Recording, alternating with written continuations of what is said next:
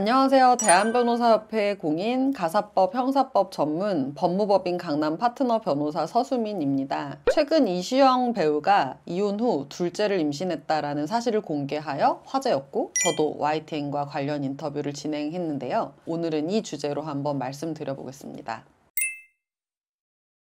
우리 민법에서는 남녀가 혼인 중에 임신을 했거나 이혼 등으로 혼인이 종료된 후 300일 이내에 태어난 자녀를 남편의 친생자로 추정합니다. 그런데 이시영 배우는 특이하게도 이혼을 하고 난 후에 임신을 했다는 발표를 하였습니다. 이때 쟁점이 되는 사항은 먼저 전 남편과 둘째 아이의 관계에 대한 것이고, 이 임신이 전 남편의 동의 없이 이루어졌다라는 사실입니다.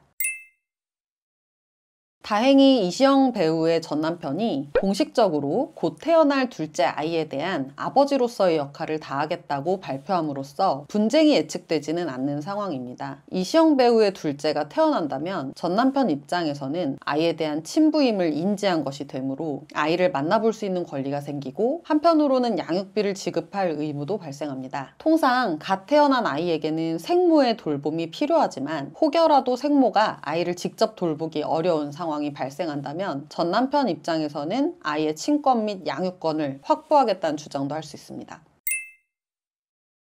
이혼으로 더 이상 부부관계를 지속하지 않는 상황에서 아이를 임신하는 경우는 이 사건처럼 미리 생성된 배아를 이용한 시험관 시술 이외에는 방법이 없을 것입니다. 생명윤리법 제24조는 배아 생성을 위해 난자 또는 정자를 채취할 때 난자 기증자인 여성과 정자 기증자인 남성, 그리고 시술 대상자인 여성과 그 배우자에게 배아 생성과 보존, 폐기에 대한 동의를 받도록 하고 있습니다. 다만 시술 시 동의를 받아야 한다라는 명시는 되어 있지 않습니다. 이에 입법 공백에 대한 우려가 커졌는데요. 실무상 병원에서는 채취부터 수정, 이식의 전 과정에서 부부의 동의를 엄격하게 받고 있어서 한쪽의 선택으로 이식이 이루어질 것에 대해 너무 염려하실 필요는 없습니다. 만약의 경우를 생각하신다면 시술 전 병원 측에게 동의하지 않는다라는 의사를 미리 전달해 줄 필요가 있겠습니다.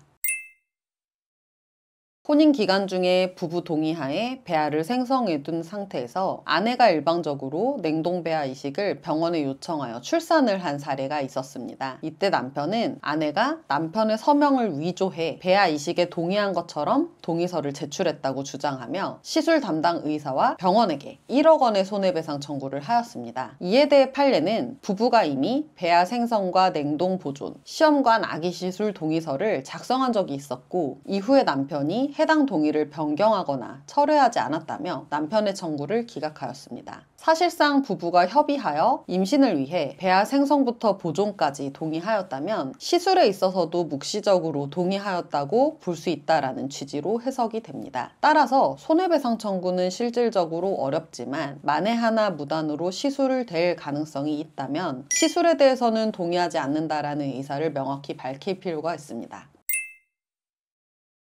이시영 배우의 둘째 임신 소식은 여성이 스스로 생물학적 나이와 자신의 경제적 능력을 고려하여 결혼이라는 제도와 무관하게 임신과 출산을 선택할 수 있다는 메시지로서 사회적으로 큰 울림을 준 것이라 생각합니다. 제 의뢰인 중에도 평생 몸이 약해서 출산을 할 수 없을 것이라 생각하였다가 우연한 기회에 임신을 하자 결혼하지 않고 아이를 선택하여 스스로의 선택으로 엄마가 된 의뢰인이 있고, 단순히 자신을 닮은 아이를 낳아서 기르고 싶다는 생각으로 임신과 출산을 선택한 의뢰인도 있습니다. 결국 이시영 배우의 선택은 제도에 구애받지 않고 여성이 임신과 출산을 선택하여 아이를 낳아 기를 수 있고, 우리 사회가 그 아이의 성장과 행복, 그 엄마의 이익까지 위해서 적극 도와줄 수 있는지에 대해 한 번쯤 더 고민해 볼 수 있는 좋은 계기라 생각합니다.